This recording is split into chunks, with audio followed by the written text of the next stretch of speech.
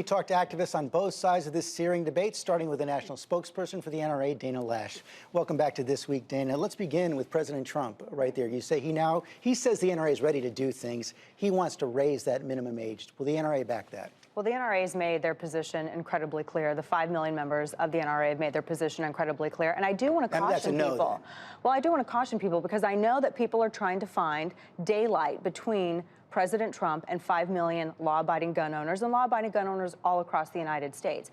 These are just things that he's discussing right now. I think that it's great that as president, he had all of these individuals, all of these constituents come into the White House. He had this listening session. He's really looking for solutions. He wanted to hear what they had to say, and that's what he's doing. So far, nothing's been proposed yet. The NRA has made their position clear. But let me just say the position is you do not want to raise the age. That's what the NRA came out and said. That's correct. The president has also talked about banning these bump stocks. Is the NRA prepared to back that? Well, the NRA already called for, they already made it clear, the ATF needs to do their job, and they need to make sure that their definitions are consistent. The NRA called for this before the president made a statement, before he also asked Attorney General Jeff Sessions. As you know, Dana, the ATF they're on the same page. No, they're not. They're actually not on the same page. The ATF says they don't have the authority right now to ban bump stocks. The president has now said he wants those to be banned. Will the NRA back that? The NRA doesn't back any ban. The NRA has asked the ATF to do its job and make sure that these classifications are consistent. How about this call from the president to arm teachers in schools?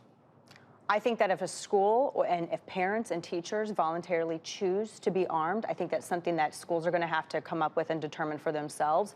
The NRA has had a program, the School Shield program, which people can find online. It has so far assisted 150 schools across the country and coming up with solutions for this, making sure that students and teachers are protected.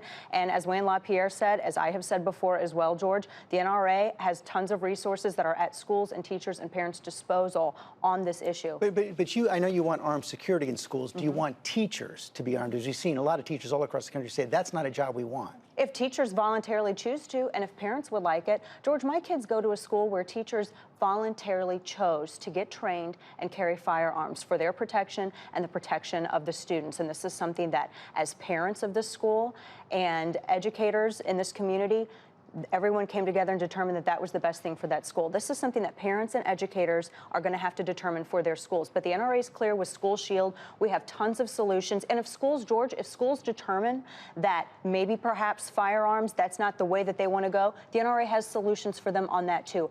Our resources are at their disposal. A lot of people wondering how a shooter like this could get an AR-15. As you know, there have been many calls to ban semi-automatic weapons, including most recently from Republican Congressman Brian Mast of Florida, an Army veteran, lost both his legs in Afghanistan, a longtime NRA member. He says it's time to have a ban. Let's look. I carried an M4 carbine, very similar to an AR-15. I was carrying that weapon on the battlefield in the most dangerous country on earth for one reason, because of its lethality. My community and my kids in our schools, I don't think that they're made safer by the general population of civilians having unfettered access to the best weapon the Army could put in my hand. What's your response to Congressman Mast? Well, first off, I think that I want to remind everybody that when students go back to school that next week in Parkland, the Broward County Sheriff's Office, who I think we need to have a conversation about as well, because this all stems from their dereliction of duty. And I know they say now it's 23 times that they had calls in addition to 2 FBI tips and numerous reports from classmates. It is. And under Florida law, they actually had the authority to go and arrest that individual before anything could be done. And I wish that as much attention were given to the Broward County Sheriff and their abdication of duty as trying to blame 5 million innocent law-abiding gun owners all across the country for this. There's been no blaming here. No, there have been. I know, but there has been. I think it's very important. The AR-15. The AR-15 is a semi-automatic rifle. And I want to remind everybody that when you had a former Bernie Sanders staff member who tried to shoot up a baseball field full of congressional members with an SKS, it was that security that used their handguns to take down that individual. Now, as far as an AR-15, this is semi-automatic. People keep calling the these weapons of war. This thing originated in the civilian market before it was adapted by the military. This is really a discussion about banning all semi-automatic firearms, and I wish that we could be genuine in our discussion of that. That's the position on AR-15s, and AR-15s are going to be in that school protecting students and teachers when they return back to class. But as far as banning on semi-automatic firearms, I think people need to just come out and say that that's what they're really talking about. I think he was quite clear right there. He says they have to come up with a definition. It should be done. And there was, as you know, an assault weapon ban for 10 years from 1994. And you yourself, though, said that actually didn't have any overall effect on the crime rate. There have been numerous studies that show that. It did not eliminate that, but there actually have been studies that showed it did have an effectiveness. I want to bring up from the University of Massachusetts researcher Louis Clareva shows that, look at that right there, from 1984 to 1994, you had 19 incidents, 155 deaths. Then, 1994 to 2004, it goes down. 12 incidents, only 89 deaths. The ban expires. We see the casualties go way up again. And there are also studies that show, and you yourself have acknowledged previously, just a couple of years ago, not perfection, absolutely, that it did not have much of an effect on the crime rate. Furthermore, but it does have an effect on the lethality I want to of point this out, shootings. George. I want to point this out, though. Only 3% of homicides in the United States actually are carried out with rifles. The highest number actually goes in with handguns. And these are illegally possessed by repeat offenders because these people keep getting slaps on their wrists. No one's but here's saying the this bigger is going point, to, let me just, George. excuse me for a second. No one's saying this is going to eliminate every single killing, but we do know we're the only country that has wide access to these kind of weapons, and no one else has the frequency or the intensity of these kind of mass shootings that we do. That's actually not true. France true. had a higher casualty rate in 1 year than the entire 2 administrations of Barack Obama, and they're a fifth of our population. But George, here's the biggest point here. We're talking about banning firearms, and the discussion is about banning all semi-automatic firearms, and that's really the discussion. Can we actually look at what could have prevented this? That firearm did not walk itself into the school. An individual who was allowed to go unchecked by the Broward County Sheriff's Office allowed that firearm to go in the school. This is not the fault, nor are 5 million innocent law-abiding Americans culpable for this. And many of us are parents too, George. I want to see as much attention on the Broward County Sheriff, the FBI, the 2 FBI tips, and the numerous calls. George, I'm not a member of the FBI. I'm not a member of law enforcement. But I'm going to tell you, if someone is online using their name saying they're going to shoot up a school, if they're banned from school because they've taken bullets and knives in their backpack to school, if they've been sending messages saying that they're going to shoot and kill their classmates, that to me sounds like a potential school shooter. I'm not going to argue with that. Family and neighbors called the Broward County Sheriff's Office to report this individual, and they did not follow up. That is the headline. Could not agree more on that point. That is certainly a fact here. That's what minimizes this. That's what minimizes casualties when we follow up. It's one of the things that minimizes casualties. It's the thing that minimizes casualties. Almost all Americans believe that background checks